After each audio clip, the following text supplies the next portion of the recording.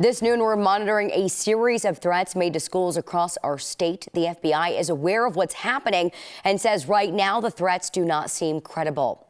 Aspen schools, Boulder High School, Brighton High School, Canyon City High School, Estes Park High School, the Englewood Schools campus, Glenwood Springs High School, and the Roaring Fork District, as well as Gilpin High School, all received some sort of threat that put the schools on lockdown. At this point, none of those threats have been substantiated and no one has been injured.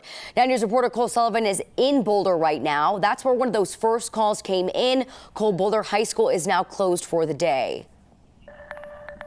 It's closed for the day. We just heard from the police chief here in Boulder, who is not ready to call these series of calls from across the state a hoax just yet. But she says there are no reports of injuries and no sign that a shooting actually took place here at Boulder High School behind me. The 911 call, came in first thing this morning, about 8:30 this morning, into CU's non-emergency line. The chief said she had heard that call, said it was chilling. It was a male voice saying that he was outside of Boulder High School, ready to go inside and shoot inside. And then on the call, you heard the sound of gunshots. But the chief says there's no indication that anybody was actually here shooting at the school. They're continuing to investigate, but says that call, chief says that call prompted an all hands on deck response here. You know, this is the scariest kind of call, a 911 call you can get, especially when you look across the country and you see how many of these shootings are occurring. And so, very scary call.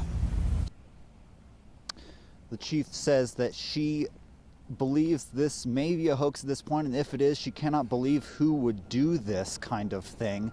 She says Boulder police were on scene within 3 minutes. They contacted students and security here at the school district. School wasn't set to begin for another hour or so, so there are only about a tenth, about 200 students here of the general enrollment of 2,000 here at the school. Those students have now been evacuated onto the CU campus, and as you said, the school here is closed today. Activities after school canceled as well. Yeah, Cole, it sounds like things were handled pretty quickly. I know you've been in Boulder since this morning.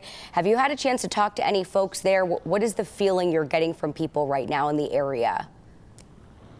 I think you saw some of the feeling from the chief there. You see the emotion just in the first responders who had to respond to this call, fearing the worst in this town that has seen the worst happen in the past few years. Students and families were reunited at that reunification center on campus as well.